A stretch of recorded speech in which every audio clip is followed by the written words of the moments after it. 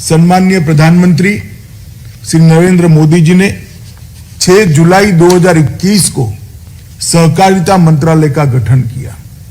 ये करीब 1 साल के अंदर सहकारिता से जुड़े हुए सभी क्षेत्रों पर सहकारिता मंत्रालय ने अनेकविध बैठकें करी हैं, अनेकविध सम्मेलन विचार गोष्ठियों का आयोजन किया है और इसमें से विचार मंथन कर एक एजेंडा लेकर आज हम आप सबके सामने आए हैं।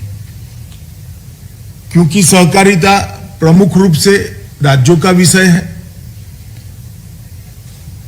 मल्टी स्टेट कोऑपरेटिव सोसाइटी छोड़कर और नीतिगत मार्गदर्शन छोड़कर हमारे संविधान ने सहकारिता की सारी गतिविधियों को राज्यों पर छोड़ा है और वो उचित ही किया है, इसमें कोई बदलाव की जरूरत नहीं है।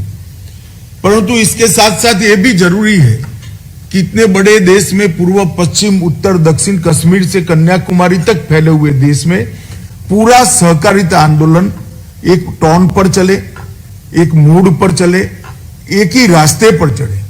अगर वो करना है तो सभी राज्यों ने सहकारिता के मामले में अपनी एक कॉमन विचार तय करना पड़ेगा, एक रास्ता तय करना पड़ेगा। आने वाला हमारा कार्यक्रम भी समान हो वो तय करना पड़ेगा। मैं मानता हूं उस दृष्टि से ये सम्मेलन बहुत महत्वपूर्ण है और मुझे विश्वास है 2 दिन के ये सम्मेलन के बाद पूरे देश का सहकारिता क्षेत्र एक दिशा में ले जाने में हमें बहुत फायदा होगा। मित्रों, वैसे तो सहकारी क्षेत्र को बहुत सारे लोग कृषि से जुड़ा हुआ क्षेत्र मानते हैं, मगर सहकारिता के कई सारे स्वरूप भी हैं, कई सारे रूप भी है। मैं आगे भाषण में आपको इसके लिए बात करूंगा, परंतु फिर भी सारी चीजों की मीमांसा कर हम सहकारिता को मजबूत करने के लिए कोई एक इकाई को अगर मजबूत करना है तो किस इकाई को मजबूत करना है इस पर आते हैं। तो पैक्स को मजबूत करने से सहकारिता आंदोलन को हम ज्यादा मजबूत कर पाएंगे, इसमें कोई दो राय नहीं है, इसमें कोई निर्विवाद बात है। और अब पैक्स को मजबूत करने के लिए ढेर सारी चीजें हम लेकर आए हैं।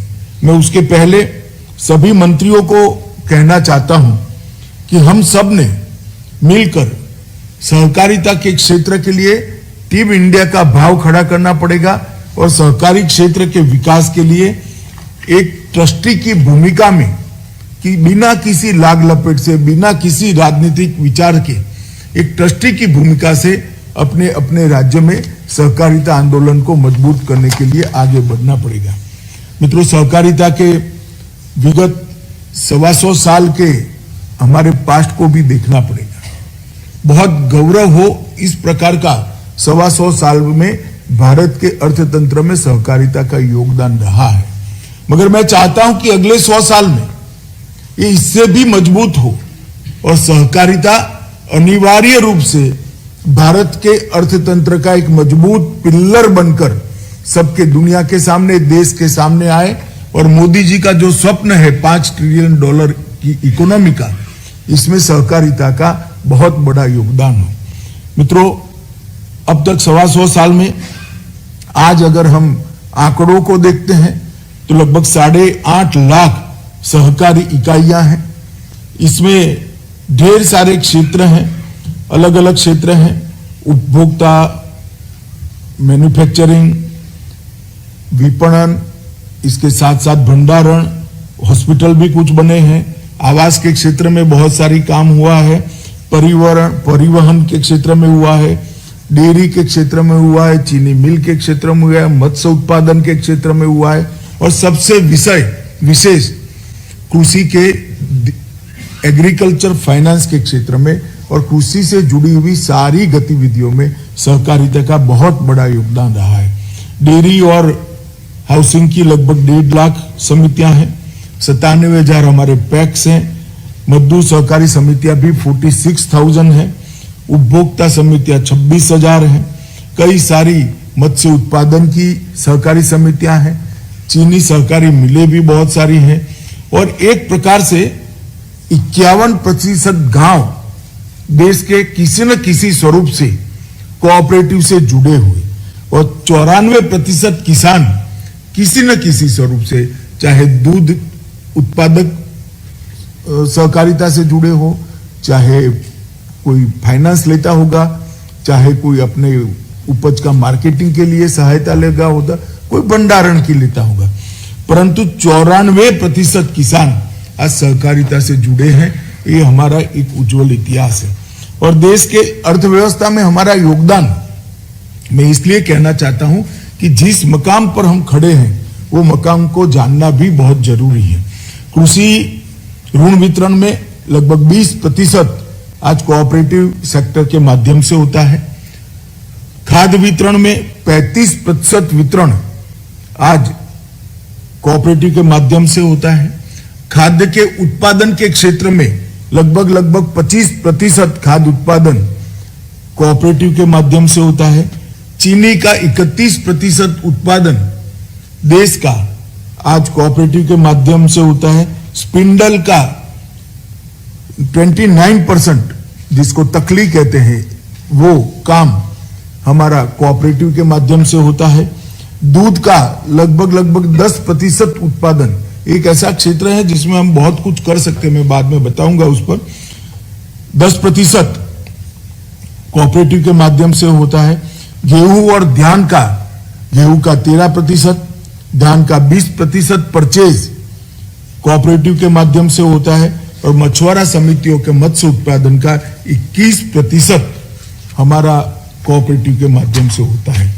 मित्रों, जब आज हम यहाँ पर सहकारिता के लिए आने वाले एक दशक के लिए विचार करने के लिए बैठे हैं, तब हमने नीतिगत एक वाक्यता को लाना होगा।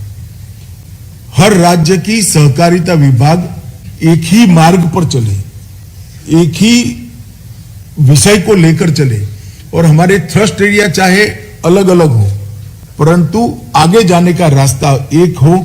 आंदोलन पूरे देश में समान तरीके से चले, वो बहुत जरूरी है। अगर हम ऐसा नहीं करते हैं तो आज के सहकारिता क्षेत्र के हम विहंगावलोकन करते हैं पूरे देश का, तो भौगोलिक क्षेत्र की दृष्टि से 3 हिस्सों में हमारा देश बट गया है। एक कुछ डेवलप राज्य है, वो ज्यादातर पश्चिम और दक्षिण में है। डेवलपिंग राज्य है जो मध्य और उत्तर में है और अंडर डेवलप राज्य है जो पूर्व और पूर्वोत्तर में है।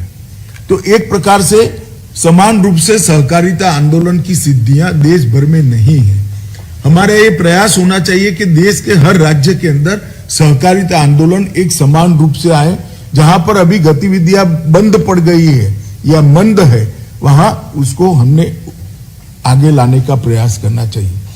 मित्रों, लगभग ये अगर हमें करना है तो एक नई सहकारी नीति की आवश्यकता पड़ेगी। जो सहकारी नीति पूरे देश के हर राज्य का और केंद्र शासित प्रदेश का, बड़े राज्य और नॉर्थ ईस्ट जैसे छोटे राज्य केंद्र शासित प्रदेशों का भी एक समान रूप से विचार कर सम विकास सहकारिता क्षेत्र का पूरे देश में हो, इसलिए काम करें और नए क्षेत्रों को भी तराशें। मोदी जी ने आज देश के 70 करोड़ गरीबों को उनके जीवन स्तर को ऊपर लाने का काम किया है। हर एक को घर देने का प्रयास किया है। हर एक को मोदी जी ने पीने का पानी अब पहुंचा रहे हैं, गैस का सिलेंडर भी पहुंचाया है। उनको 2 साल से फ्री ऑफ कॉस्ट खाने का अनाज भी दे रहे हैं। 5 लाख तक की सारी स्वास्थ्य की सुविधाएं भी दे रहे हैं। घर में बिजली पहुंच चुकी है। अब उसकी आकांक्षा जगी है। वो देश के विकास में ये 60-70 करोड़ गरीब लोग अपना योगदान देना चाहते हैं, मगर उनके पास पूंजी बहुत कम है। पूंजी कम है, उनको योगदान देना है, तो उसका माध्यम केवल सहकारिता ही हो सकता है, क्योंकि सहकारिता क्षेत्र एकमात्र ऐसा क्षेत्र है जिसमें कम से कम पूंजी में बहुत सारे लोग एकत्रित आकर बहुत बड़ा योगदान दे सकते हैं। और गुजरात का अमूल इसका उदाहरण है। आज 60,000 करोड़ रुपए का व्यापार लगभग छोटी छोटी महिलाओं की दूध उत्पादन समितियां मिलकर करती है। कई जगह तो अनपढ़ महिलाएं करती है। इसका बहुत बड़ा उदाहरण है। तो देश के ये 70 करोड़ लोग जो अब आकांक्षा से भरे हुए हैं, उनको आगे बढ़ना है, देश के विकास में योगदान करना है, इसको